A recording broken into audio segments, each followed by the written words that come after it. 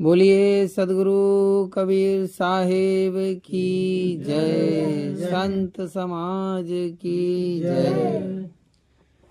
बड़ा ही सौभाग्यपूर्ण अवसर है कि आज हम सब लोग इस ग्राम में संत महापुरुषों के दर्शन कर रहे हैं।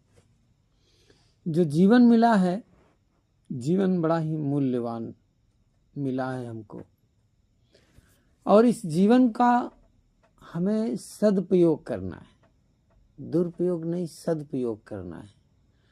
और सदुपयोग जो इस जीवन का कर लेता है तो उसका उद्धार हो जाता है। इस जीवन को पाके हम कभी विचार नहीं करते हैं, सोचते नहीं कि जीवन जो मिला है कि हमें करना क्या चाहिए। स्वयं के बारे में कभी चिंतन नहीं होता है। संसार के बारे में, खेती के बारे में सोचते हैं, परिवार के बारे में सोचते हैं, रिश्तेदार के बारे में सोचते हैं, दोस्त मित्र यार के बारे में सोचते हैं। कभी अकेले होकर अपने बारे में नहीं सोचते। और जो व्यक्ति अपने बारे में सोचता है, अपने बारे में जो सोचता है तो उसका उद्धार हो जाता है। अपने बारे में हमने सोचा कभी कि भाई मनुष्य जन्म मिला है, इसके पहले हम कुछ थे, हमें क्या क्या कर रहे थे, कहाँ से आए हैं, कहाँ जाना है, इसके बारे में हमें कोई चिंतन नहीं उठता है। संसार की बातों के बारे में खूब सोचते हैं, एक दूसरे की निंदा बुराई भी करते हैं, ईर्ष्या शिकायत भी करते हैं, लेकिन कभी अपने बारे में सोचना चाहिए। और जो अपने बारे में सोचता है, स्वयं के बारे में सोचता है, वही समझो जीवन के बारे में सोचता है। जीवन, संत महात्मा कहते हैं, जीवन को जगाओ। जैसे दिया होता है, दिया में हम तेल डालते हैं, दीपक में तेल डालते हैं, तो क्या होता है कि वो जो दिया होता है, दीपक होता है, तेल डालते हैं तो उसमें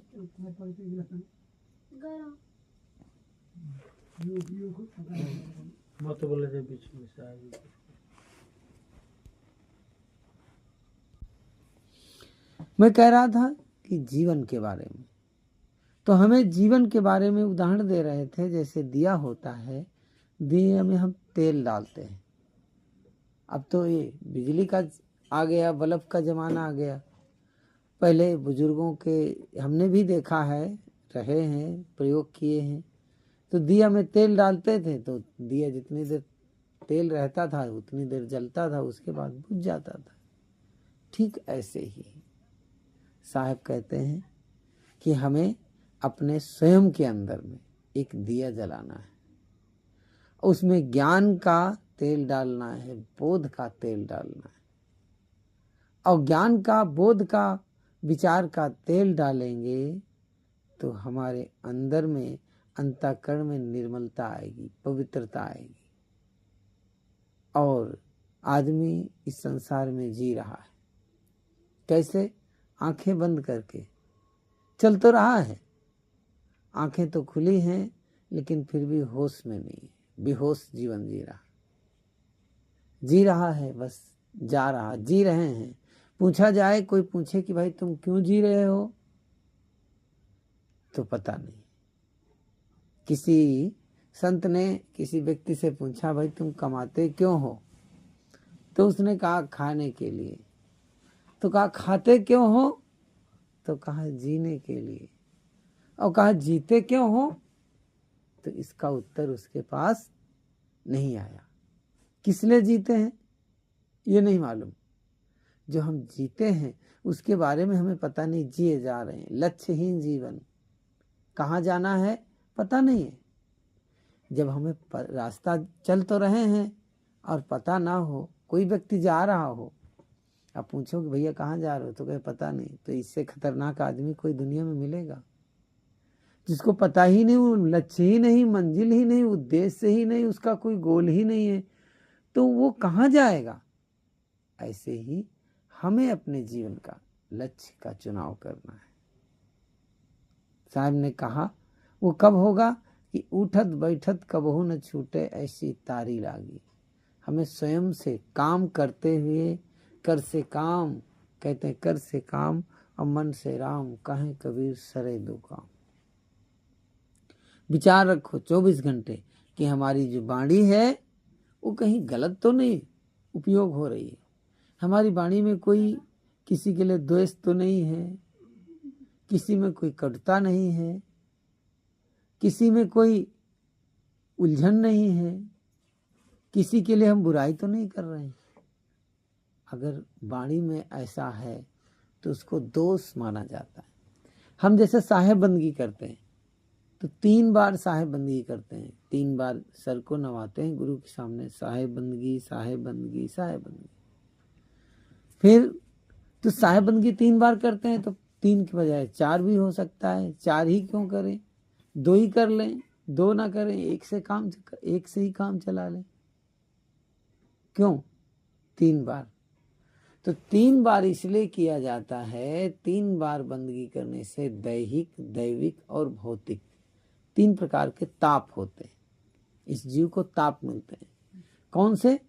दैहिक, देह के ताप, इसको दैहिक कहते हैं। देह से जो ताप मिलते हैं, जैसे बुखार आ गया, पीड़ा हो गई शरीर में, दस्त आ गए या कोई अन्य रोग आदि बीमारी जैसे लग गई, तो इसको हम दैहिक ताप कहते हैं।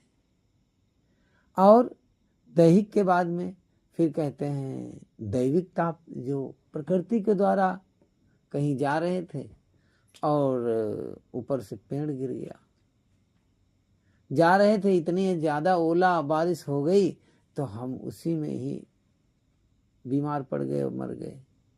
मतलब दैवीय प्रकृति के द्वारा जो हमें कष्ट मिलता है उसको दैवी ताप कहते हैं।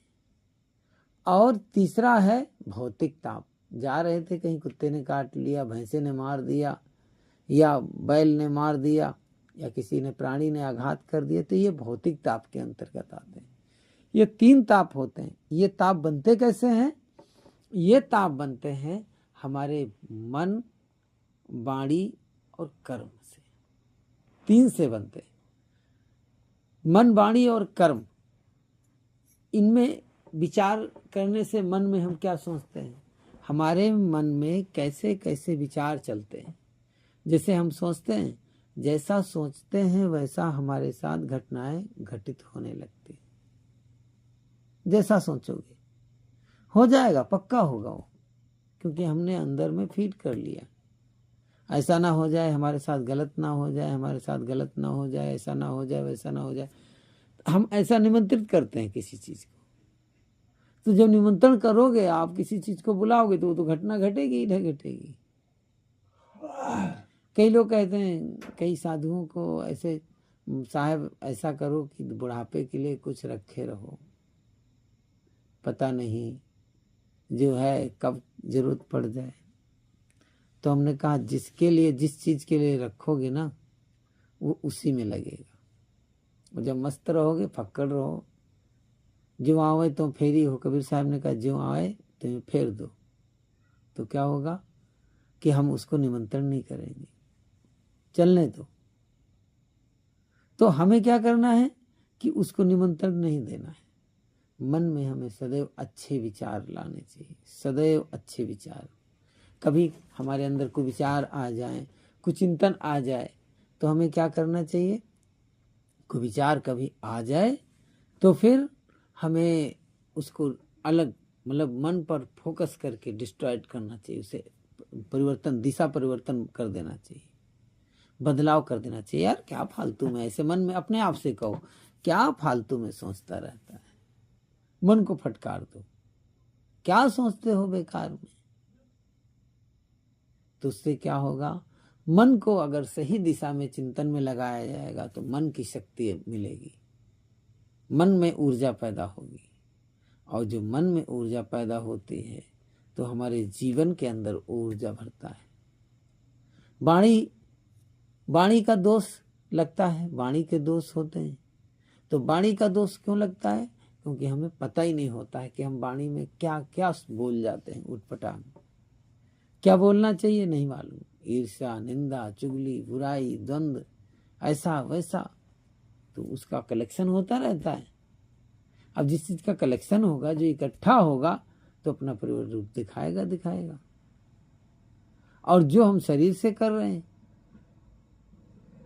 कहने का भाव हुआ कि जब इतना हम विचार के साथ जीवन को जिएंगे तभी हमारा जीवन बढ़िया होगा, और नहीं विचार से जीवन जिएंगे तो जीवन तो जा रहा है। जैसे आज का गया वैसे आगे भी चला जाएगा।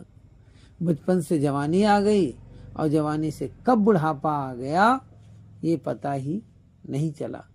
जैसे ऐसे लगता है कि पीछे मुड़ करके देखो, कुछ देर पीछे घटना घटी, ऐसा महसूस होता है कि यार हम कब बड़े हो गए, कब जीवन में हमारे कब पता ही नहीं चला कि बाल कब सफेद हो गए, पता ही नहीं चला। जीवन इतनी यात्रा करके आ गया, तो जीवन तो जा रहा है।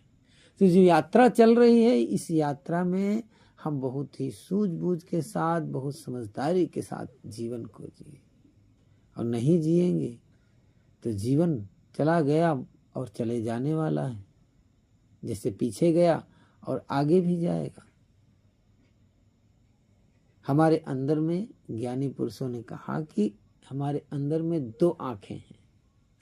ये आंखें कौन सी हैं? ये चर्म की आंखें, जिससे हमें संसार दिखाई देता है, दिखाई पड़ता है।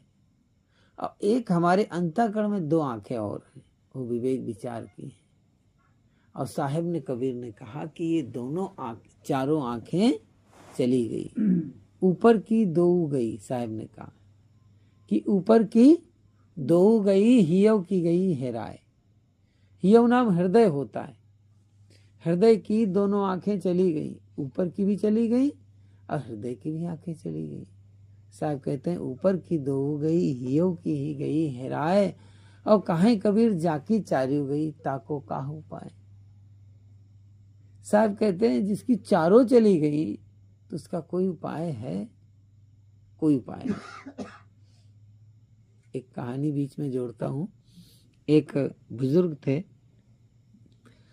पढ़े लिखे नहीं थे, लेकिन बड़े ही समझदार, और गांव के व्यक्ति उनका सम्मान करते थे, बहुत सम्मान करते थे कि भाई दादाजी हैं, ताऊ हैं गांव के। तो उनको एक बीमारी लग गई, ताऊ जी को। कौन सी बीमारी लगी? उनको मोतियाबिंद की बीमारी हो गई। और जब मोतियाबिंद की बीमारी हो गई तो गांव के लोग कहते थे कि दादाजी ऐसा करो कि आंखें बनवा लो, अब आपको दिखाई नहीं पड़ता है। तो कहते कि यार नहीं कोई बात नहीं, बन जाएंगी, कोई बात नहीं बन जाएंगी, ऐसे कह के टाल देते थे। वो गांव के लोग बड़े हितैषी थे, उनके हित चिंतक थे। तो उन्होंने कहा कि यार दादाजी को बात कैसे मनवाई जाए, ये तो बात मानने को तैयार ही नहीं हो रहे हैं। तो गांव में एक कोई आ गए पढ़े लिखे आदमी, वकील साहब, वकील पढ़े लिखे तर्क वाला आदमी होता है। तो बैठा दिया सामने, कहा दादा, कहे कि वकील साहब आए। तो कहे अच्छा। तो कहा कि पढ़े लिखे हैं कुछ? कहे हाँ बहुत पढ़े लिखे हैं। तो कहे क्यों आए? तो कहे बात करना चाह रहे हैं। तो कहा कि अच्छा। तो वकील ने कहा कि दादाजी एक काम करो, नगर में पास में लंका नगर है और वहाँ बनवा लो, आंखें बनवा लो, फ्री में कैंप लगा है, सरकारी कैंप लगा है, उसमें बनवा लो, कोई पैसा नहीं पड़ेगा। गाँव वाले गए हाँ बनवा लो, अगर जो लगेगा तो हम दे देंगे, सब लोग चंदा करके देंगे, लेकिन बनवा लो। दादाजी ने कहा कि वकील साहब एक बात पूछें? तो कहे पूछो। कहे गिनती आती है आपको? तो कहे हाँ गिनती आती है। कहा ये बताओ कि हमारे 8 लड़के हैं, तो 8 लड़कों के कितनी आंखें हो गई? 8 दूनी 16। तो कहा अब हमारे जो लड़के हैं, लड़की की बहुएं भी हैं, पत्नी है उनकी, 8 उनकी बहुएं हो गई, तो 16 दूनी 32। तो कहा बुढ़िया अभी हमारी मरी नहीं है। तो कहा बुढ़िया मरी नहीं है, तो फिर कहा 32 2 कितने हो गए? 34। कहा जिस घर में 34 आंखें जिंदा हो और 2 आंखें ना हो तो का काम नहीं चलेगा। वकील ने माथा कपाल पे हाथ दिया, कहा इस बुढ़े से पार पाना बहुत मुश्किल बात है। अब क्या हुआ कि जो है एक दिन उसी घर में आग लग गई। अब आग लग गई तो अब भाई जो 32 क्या नाम है 34 आंखें थी भैया, सबको अपनी जान, सबको प्रिय है अपनी अपनी जान, सब भाग के बाहर खड़े हुए। किसी को होश नहीं आया कि दादा अंदर ही है। अब इधर भी हाथ करता तब भी गरम गरम, इधर कर रहा तब भी गरम गरम, इधर पिया के पीछे, अब गरम गरम, अब करे तो क्या करे। तब उसको याद आई, यार अगर गांव वालों के कहने से आंखें बनवा लिए होते तो शायद आज हमारा जीवन बच जाता, शायद जीवन बच जाता। साहिब कबीर कहते हैं ऐसे मतलब जो है अज्ञानी जीवों के लिए कहते हैं, ये दादा की कहानी मात्र एक उदाहरण है ये, मतलब ये हर किसी के जीवन में वो घटित घटना हो रही है। दुराग्रह पूर्ण जीवन, साहब कहते हैं कि इसके अंदर भी विवेक विचार की आंखें भी खो गई, ऊपर की भी आंखें खो गई, और कहते हैं ये हृदय की भी आंखें खो गई। और जो आदमी नहीं अपने जीवन में विचार करता है, एक गिरधर कविराय हुए हैं, गिरधर कवि का नाम सुना होगा आपने। उन्होंने कहा, एक बड़ा ही विचार पर ही कहा है, बात याद आ रही है। उन्होंने कहा है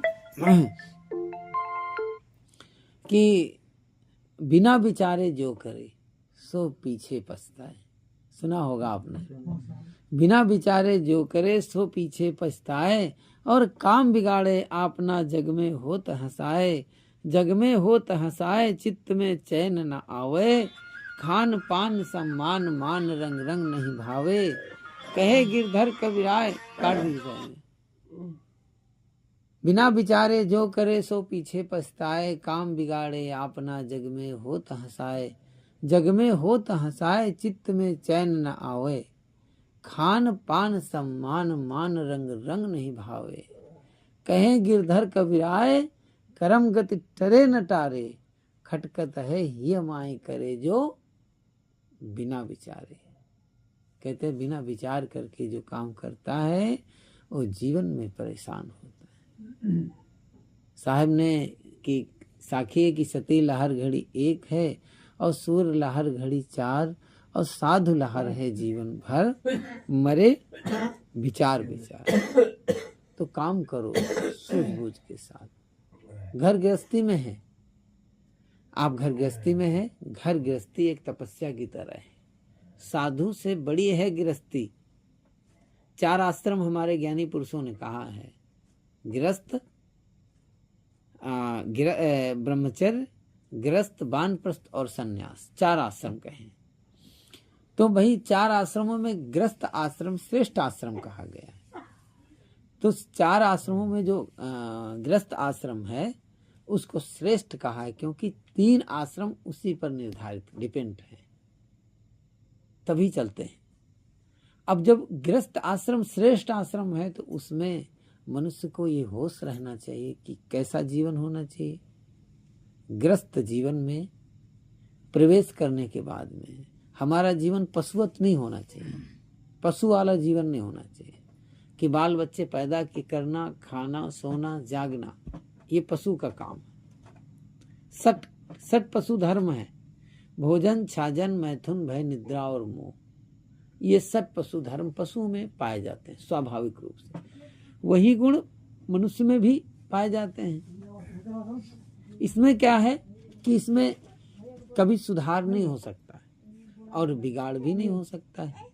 अब ये बच्चे को मत लाओ, अंदर रहने दो। जय। तो कहते हैं कि जो 6 गुण हैं, वो 6 गुण क्या है कि पशुओं में जो है वो उनमें सुधार करने की भूमिका नहीं है। वो जैसा है वैसा है।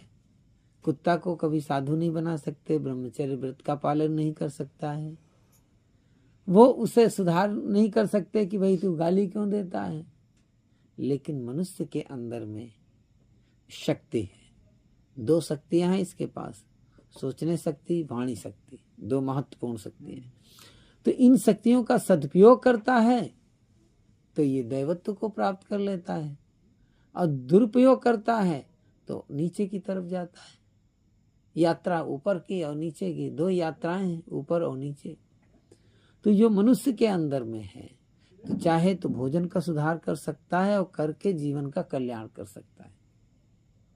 भोजन, मनुष्य का जो भोजन है सादा उबला हुआ भोजन, क्योंकि कच्चा नहीं खा सकता, गेहूं या चावल को कच्चा नहीं खा सकता, इसलिए इसकी आंतों में इतनी क्षमता नहीं है।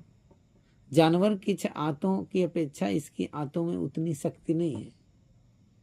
जानवर में आप दे दो तो कच्चा आटा दे दो, वो भी पचा लेगा एक सीमा के अंदर, कच्चा खाता है। ज्यादातर जानवर कच्चा ही खाते हैं, क्योंकि उनकी आंतों में शक्ति है, पाचन की शक्ति। इसके अंदर क्या है कि ये कोई भी चीज खाएगा तो उबाल के खाएगा, उबली चीज खाने से इसके पचने की शक्तियां हैं, बहुत इतनी शक्ति है। तो संत महात्मा कहते हैं कि भोजन जो है, भोजन में क्या करना चाहिए, सुधार हो सकता है हमारे शरीर के अंदर। जो भोजन, जिस भोजन के द्वारा हमारा सहज रूप से भोजन के द्वारा हमारा जीवन चल सके, भोजन ज्यादा तमोगुणी ना हो, भोजन अधिक रजोगुणी ना हो, तो इस तरह से हमें भोजन करना चाहिए। और खाने पीने के बारे में विचार किया, कहा है ज्ञानी पुरुषों ने कि भाई मांस मिट्टी का त्याग तो पूरा है ही है। मांस लोग देखता हूँ तो बड़ा दुर्भाग्य, आजकल मैं कामाख्या मंदिर गया, वहाँ का सीन याद करने से मन में खिन्नता पैदा हो जाती है। इतना दर्दनाक, इतनी खराब वो दृश्य, कैसे कैसे लोग धर्म के नाम पर, ठेकेदार लोग जो है बेवकूफ जनता को बना रहे हैं। तो मांस तो हमारे शरीर के लिए है ही नहीं, ना वो किसी खदान में निकलता है, ना कहीं वो उसकी कोई खान है, ना कहीं पेड़ में लगता है, ना कहीं झरनों में झरता है, वो तो किसी की हत्या करने से मिलता है। अब आजकल पढ़े लिखे डॉक्टर नामधारी जो हैं कहते हैं मांस अंडा शाकाहारी। अब ऐसे इनको कौन समझाए कि भाई वो किस पेड़ में लगता है, किस पहाड़ में लगता है, कहाँ से गिरता है, कहाँ से बनता है, कि नीचे से निकलता है कि ऊपर फल लगता है, कहीं से तो नहीं दिखाई देता है। लेकिन अज्ञानी लोग उसको शाकाहारी घोषित करते हैं और आज आने वाली नई जनरेशन को मांसाहार की तरफ प्रेरित करते हैं। कितना दुर्भाग्यपूर्ण है। तो कहने का भाव है कि हमें भोजन का सुधार करना चाहिए। भोजन जितना सुधार होगा उतना हमारा मन, कहा ज्ञानी पुरुषों ने जैसा खाए अन्न वैसा बने मन, और जैसा पिए पानी और वैसे बोले वाणी। तो हमें क्या करना है कि खाना है वही जो हमारे जीवन के लिए, हमारे मन के लिए अच्छा हो, सही हो, सुपाच्य हो, वही खाना चाहिए। ज्यादातर आजकल जो केमिकल युक्त भोजन बन रहा है, ज्यादातर दवाइयाँ छिड़काव होती हैं, तो हमारे शरीर के अंदर एक क्षमता है जहर को पचाने की। जहर भी पचाते है शरीर हमारा, लेकिन अधिक जहर हो जाने से क्या होता है कि फिर वो पचता नहीं है, फिर बीमारियां बन जाती हैं। और वो बीमारी जो होती है, वो बीमारी हमारे शरीर के लिए नुकसानदायक होती है। वो नई नई बीमारी, कहीं ये दवाई छिड़का रहे हैं, कहीं वो, फिर दवाई को दबाने के लिए और नई दवाइयाँ खानी पड़ती, शरीर हमारा बिल्कुल व्यर्थ बेकार हो जाता है। कहने का हमारा भाव है कि जो जीवन मिला है उस जीवन को हमें जागृत करना है। किसके माध्यम से? ज्ञान के माध्यम से, बोध के माध्यम से। अपना खान पान सही हो, आचार विचार सही हो, रहनी आचरण सही होगा तो हमारा जीवन सही होगा। और इस जीवन को हमें ज्योतित करना है, और जीवन को ज्योतित करते हुए अपने जीवन का कल्याण के पथ में आगे बढ़ना है। तभी हमारे जीवन का उद्धार हो सकता है। बोलिए सदगुरुदेव की जय।